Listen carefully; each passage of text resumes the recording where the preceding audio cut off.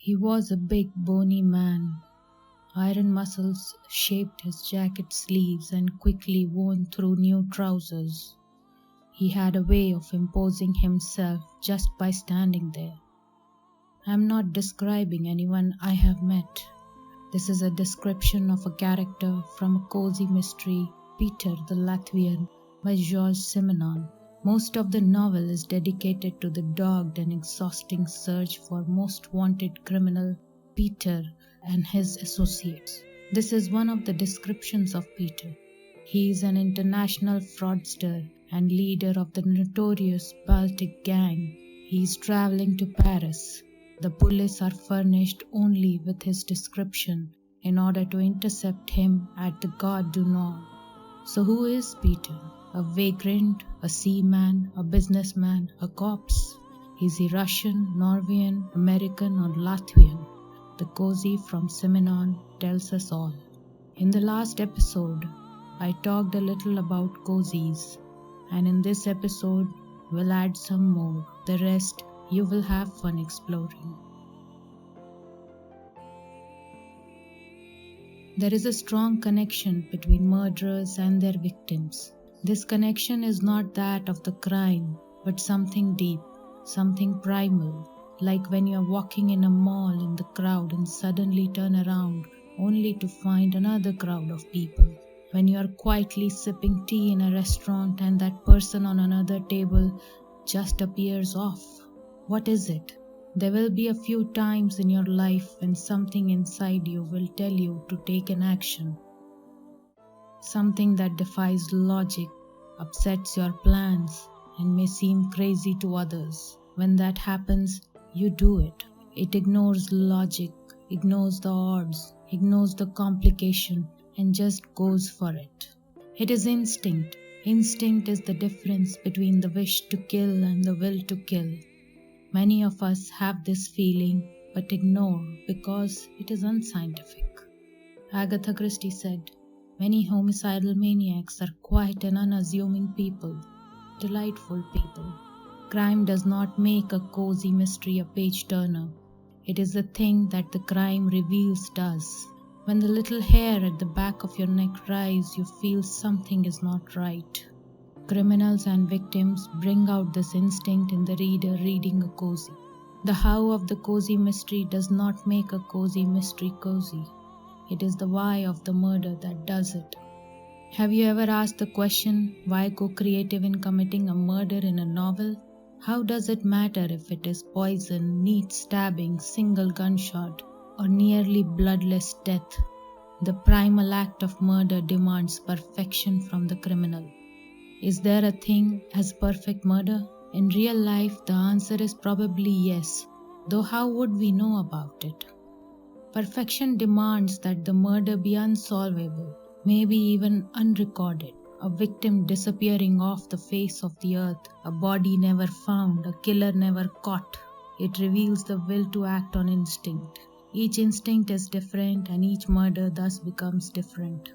Talking about the instinct of murder, victims and their storylines, it is evident that there will be spoilers ahead.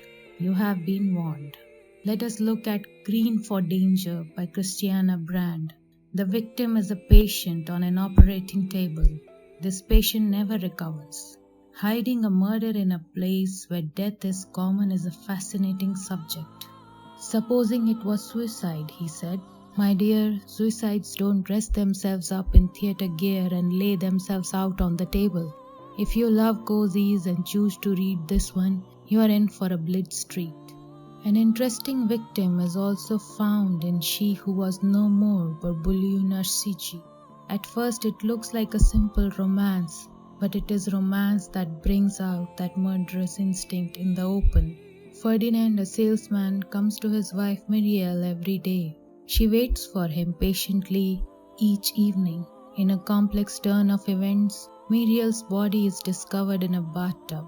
Before anyone finds about this accidental death, the corpse of Muriel is gone and questions on Muriel's secret and Ferdinand's sanity begin. Speaking of crimes, cozies are fascinated by cheating spouses, murdering spouses, cheating and murdering spouses.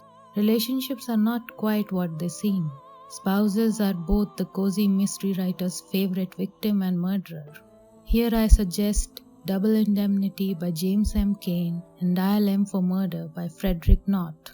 These two novels bring out a homicidal wife Phyllis and a homicidal husband Tony. Homicidal spouses are a staple in cozy mysteries, whether you are talking Dial M for Murder or Double Indemnity. The easiest ones to solve are the hardest ones to understand. The husband and lovers and spouses who murder the people they ought to love instead of kill. The random killers, the one who pick out a victim at a football game or a grocery store, are easier to comprehend and harder to catch. That's the intrigue of crime. What can we learn from this?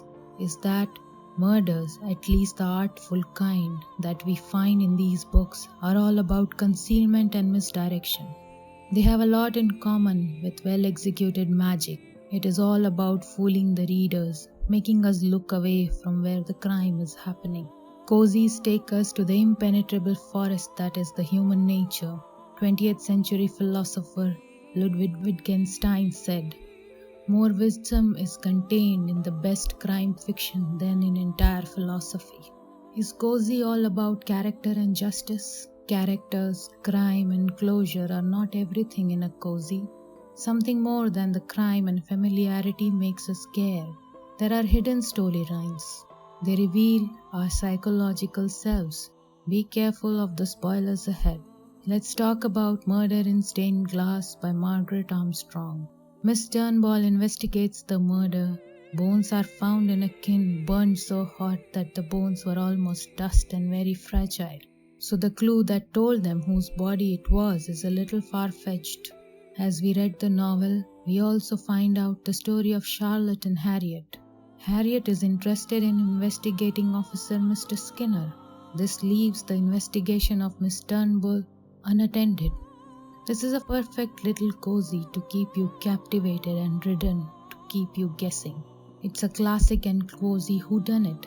The relationship between Harriet and Mr. Skinner brings a twist in the end that no one can guess. How often do we explore personal relationships in cozy mysteries? I would say almost all the time. Hanged for a Sheep by Frances and Richard Lockridge brings us an amateur sleuth couple, Pam and Jerry. Pam is visiting her Aunt Flora and ends up investigating 2 arsenic poisoning murders. It seems to me that all of us are potential murderers. Pam North is as resourceful as ever and does some fine crime fighting with flower vases. And Jerry North is as likable as ever, even after his wife beans him with one of those vases. Edgar Allan Poe said, "No matter how well you plan your murder, how perfect you make it, a human heart has stopped beating. If the police don't find you, something else, guilt, karma, madness, almost certainly will. Nothing's perfect." One can see how the relationships affect the case in Payment Deferred, a cozy by C.S. Forester. A bank clerk, William Marble, murders his nephew for his inheritance. He buries the body in his backyard. This is dark psychological suspense involving Marble and his family. Marble has money now, but his life goes into a downward spiral and the story ends in an ironic climax. Marble is a pathetic, selfish man. I pretty much hated all the characters in this book, except perhaps John Mendel and the son James. Payment Deferred is about the effect that a crime has on the unsuspected criminal. I wonder how much it can matter. Maybe you can tell me. The hidden storylines just drift along. In cozies, universal consequences come from the most trifling acts. Hidden plots are a mystery in themselves. They are a staggering miracle. After the whole ordeal, you take another sip of tea and turn that last page of the cozy and you think, why didn't I see that coming?